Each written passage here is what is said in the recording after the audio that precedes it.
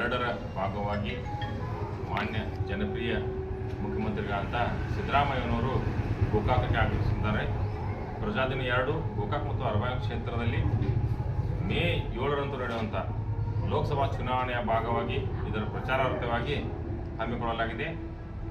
ಈ ಪ್ರಜಾಧ್ವನಿ 2ರ ಕಾರ್ಯಕ್ರಮಕ್ಕೆ ಸಿದ್ದರಾಮಯ್ಯವರ ಜೊತೆಗೆ ನಮ್ಮ ಕಾಂಗ್ರೆಸ್ ಸರ್ಕಾರದ ಹಿರಿಯ ನಾಯಕರು ಮತ್ತು ಸಚಿವರು ಸಹ ಆಗಮಿಸಿದ್ದಾರೆ.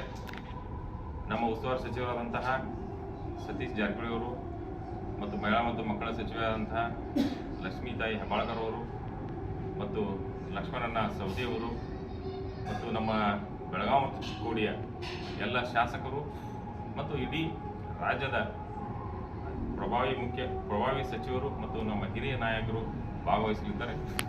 ಅದಕ್ಕೆ ದಯವಿಟ್ಟು ನಮ್ಮ ಗೋಕಾಕ್ ಮತ್ತು ಅರಬಾವಿ ಕ್ಷೇತ್ರದ ಜನರು ಸಾವಿರ ಈ ಕಾರ್ಯಕ್ರಮಕ್ಕೆ ಭಾಗವಹಿಸಬೇಕು. ಈ ಕಾರ್ಯಕ್ರಮವನ್ನು ಅತಿ ಯಶಸ್ವಿಯಾಗಿ ಮಾಡಬೇಕಂತೇಳಿ ತಮ್ಮ ಎಲ್ಲರಲ್ಲಿ ಜನರಲ್ಲಿ ಕಳಕಳಿಯನ್ನು ವಿನಂತಿ ಮಾಡಿಕೊಳ್ತಾರೆ. ಲೋಕಸಭೆ ಚುನಾವಣೆಯ ನಿಮಿತ್ತ ಕರ್ನಾಟಕ ಸರ್ಕಾರದ ಜನ ಸರ್ಕಾರದ ಮುಖ್ಯಮಂತ್ರಿಯಾಗಿರ್ತಕ್ಕಂಥ ಶ್ರೀ ಸಿದ್ದರಾಮಯ್ಯನವರು ಹುನ್ನಾಲ್ ಹೆಬ್ಬಾಳ್ಕರ್ ಪರವಾಗಿ ಪ್ರಚಾರಾರ್ಥವಾಗಿ ಗೋಕಾಕಕ್ಕೆ 30ನೇ ತಾರೀಕಿನ ದಿವಸ ಮುಂಜಾನೆ 11 ಗಂಟೆಗೆ ಆಗಮಿಸಲಿದ್ದಾರೆ.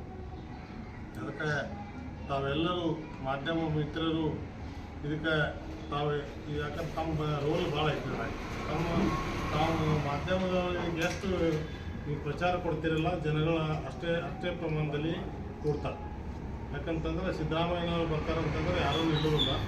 ಆಲ್ಮೋಸ್ಟ್ ಕಾರ್ಯಕ್ರಮ ಯಶಸ್ವಿ ಆಗಲು ತಾವು ಭಾಳ ಮುತುವರ್ಜಿ ವಹಿಸಬೇಕಂತ ತಿಳ್ಕೊಂಡು ತಮ್ಮಲ್ಲಿ ವಿನಂತಿಸ್ತೇನೆ. ಮೊದಲನೇದಾಗಿ ಅದರಂತೆ ನಾಳೆ ಬರುವ 30ರಂದು ಸಿದ್ದರಾಮಯ್ಯನವರ ಜೊತೆಗೆ ಉಪಮುಖ್ಯಮಂತ್ರಿ ಆಗಿರ್ತಕ್ಕಂಥ DK ಶಿವಕುಮಾರ್ ಅವರು, ನಮ್ಮ ಜಿಲ್ಲಾ ಉಸ್ತುವಾರಿ ಸಚಿವರಾಗಿರ್ತಕ್ಕಂಥ ಸತೀಶ್ ಜಾರಕಿಹೊಳಿ ಅವರು, ನಮ್ಮ ಮಹಿಳಾ ಮತ್ತು ಮಕ್ಕಳ ಕಲ್ಯಾಣ ಸಚಿವರಾಗಿರ್ತಕ್ಕಂಥ ಲಕ್ಷ್ಮೀ ಅಕ್ಕ ಹೆಬ್ಬಾಳ್ಕರ್ ಅವರು ಹಾಗೂ ಅದರ ಜೊತೆಗೆ ನಮ್ಮ ಮಾಜಿ ಉಪಮುಖ್ಯಮಂತ್ರಿಯಾಗಿರ್ತಕ್ಕಂಥ ಲಕ್ಷ್ಮಣ್ ಸವದಿಯವರು, ಇದರ ಜೊತೆಗೆ ನಮ್ಮ ಜಿಲ್ಲೆಯ ಎಲ್ಲ ಕಾಂಗ್ರೆಸ್ ಪಕ್ಷದ ಶಾಸಕರು ಹಾಗೂ ಹಿರಿಯ ಮುಖಂಡರು ಆಗಮಿಸಲಿದ್ದಾರೆ.